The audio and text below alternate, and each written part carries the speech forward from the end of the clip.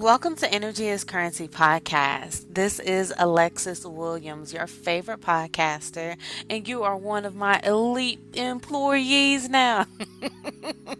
I'm just joking.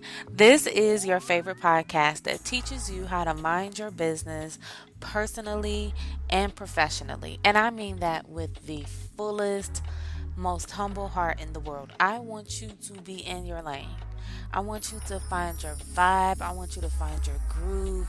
I want you to do the things that feel amazing to you. But you got to stay focused. You got to put your horse blinders on and block the peripheral, all the distractions. And I'm the person that gets you right. Okay? So, welcome to my show.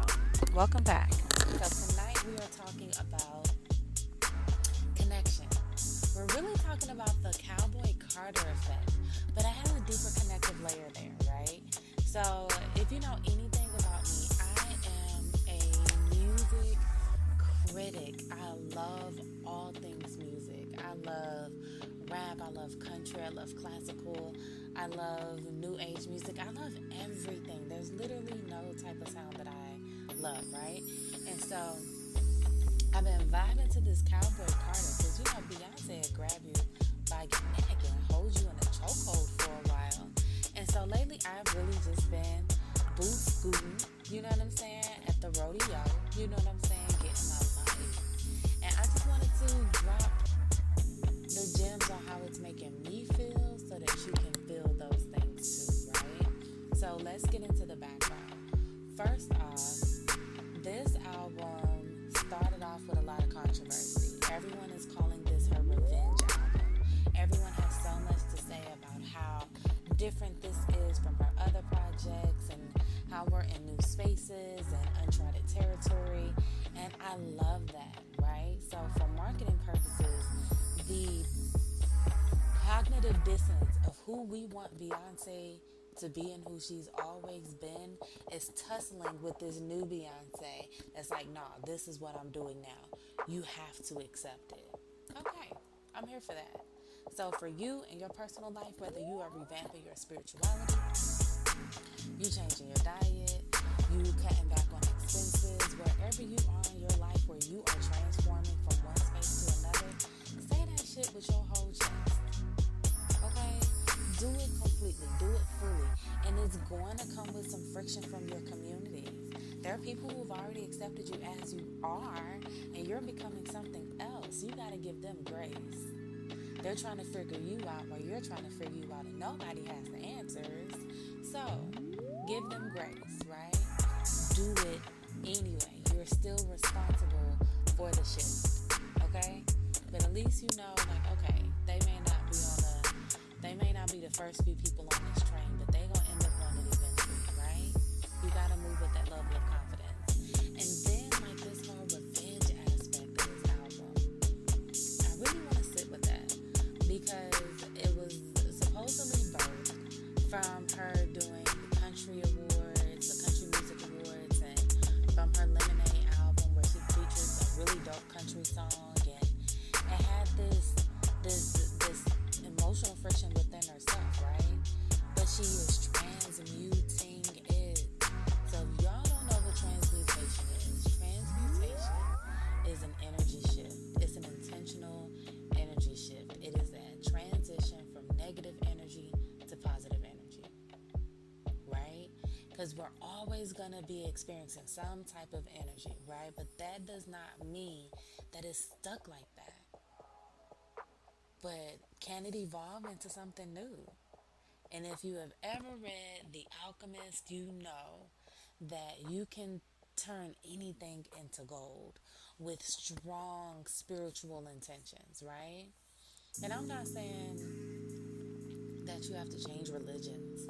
No, but you do have to tap into your spiritual energy. No matter what religion you subscribe to, you're going to need that spirit, right? Call on who you call on and ask them for support. Yeah, that's what I'm saying. So that transmutation element of her album, of I didn't like how y'all acted, so I'm about to show my ass, it's giving me so much life, because how many of us have experienced negative situations and circumstances? How many of us have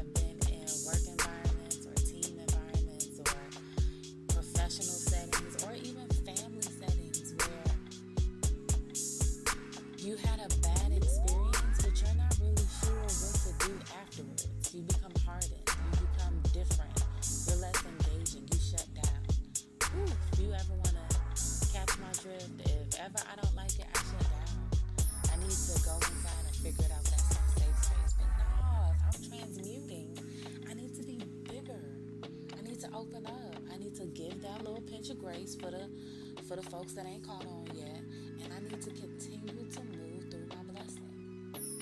And you're gonna find so many hard experiences. If you are keeping up with social media and you saw the Club Shay Shay interview with Amanda Seals, when you have been in multiple environments where you don't feel supported or protected, it builds this hardness, this bitterness. The experience becomes more and more warped the less and less you are connected to others. But for my prayers for Amanda, that she is able to find a community that genuinely, openly welcomes and supports her. That's my deal. And I also understand how difficult it can be to navigate environments where you don't feel accepted, where you don't feel appreciated, or where you don't feel seen. You know what I'm saying? Those environments exist to teach you how to transmute, to teach you how to navigate a little bit differently, to use your language for comprehension a little differently, to use your grace and your patience a little differently. And I'm not saying you gotta put up with nobody's bullshit. This ain't that. But what I am saying is that in order for you to grow, you gotta grow.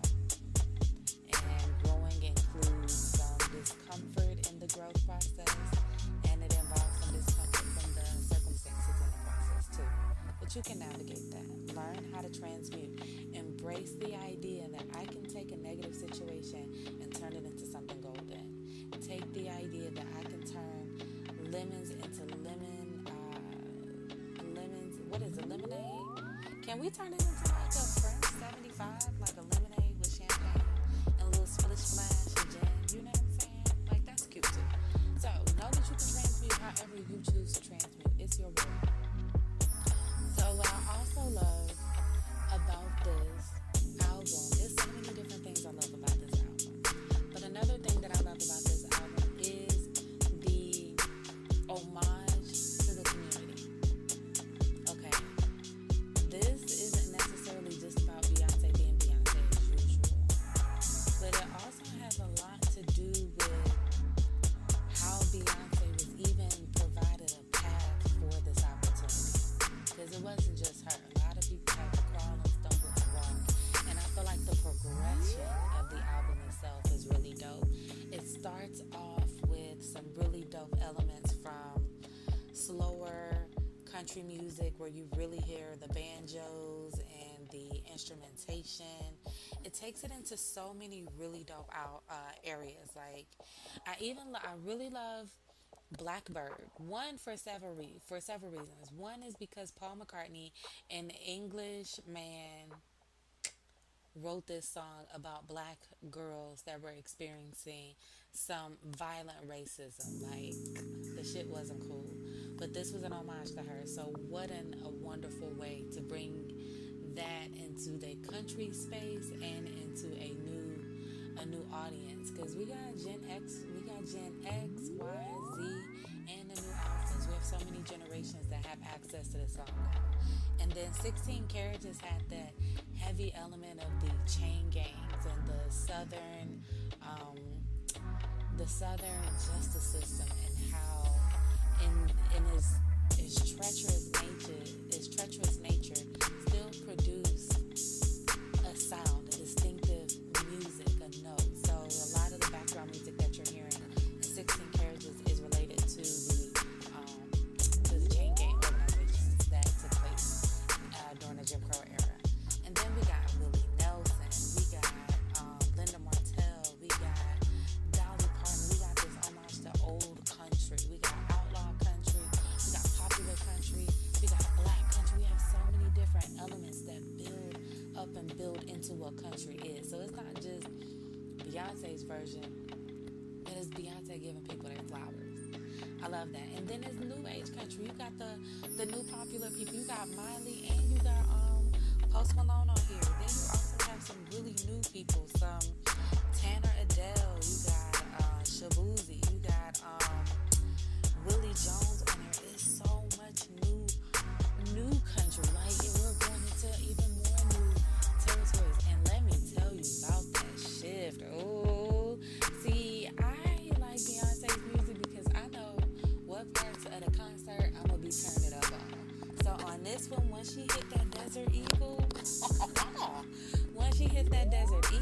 straight into that river dance and then top it off with that two hands to heaven. You talking about a boot scooter, okay?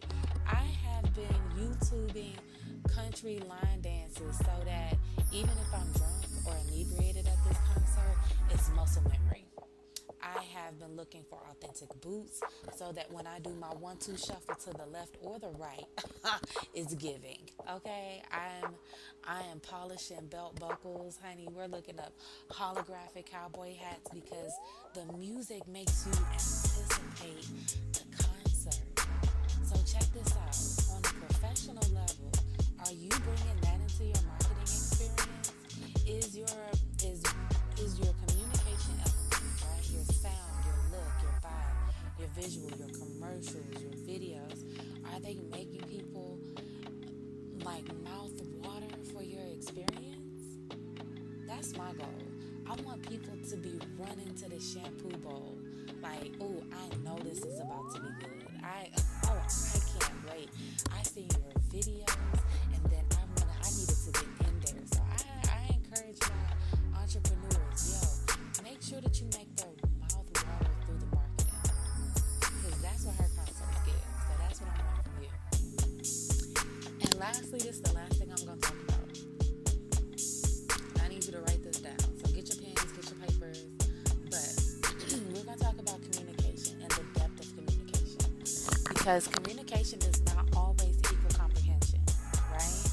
If I'm talking, right, with my loudest voice and my biggest English to a person who has never heard English before and only speaks Mandarin or Arabic or Swahili or whatever beautiful language they come from, does it matter what I'm saying?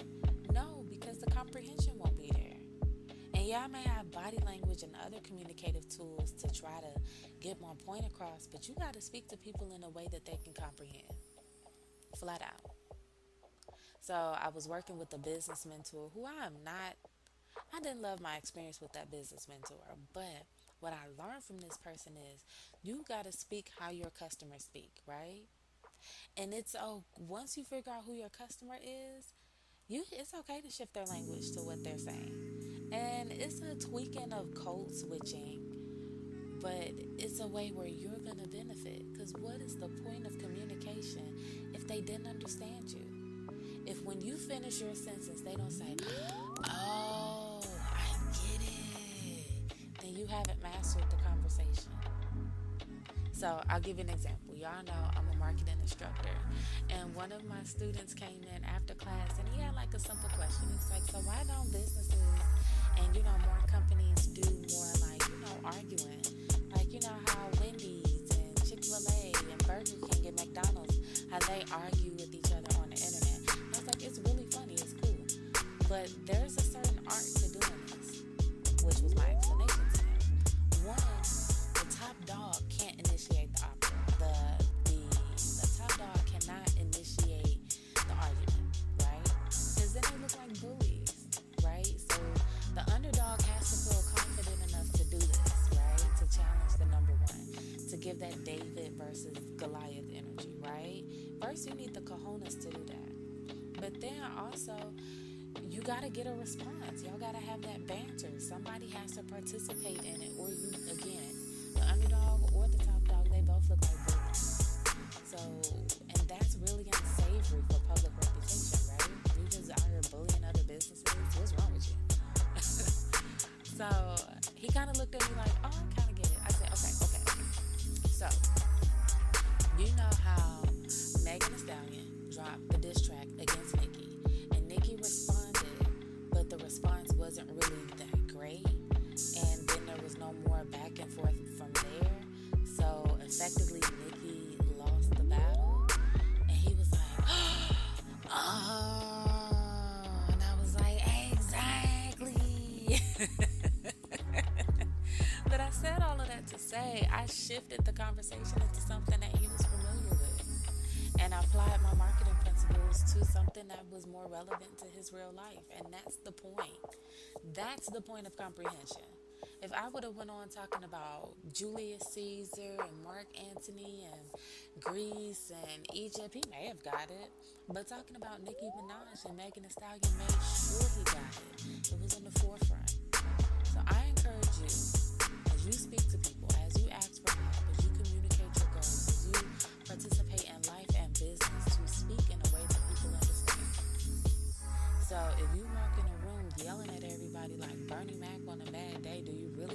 everybody's going to understand you?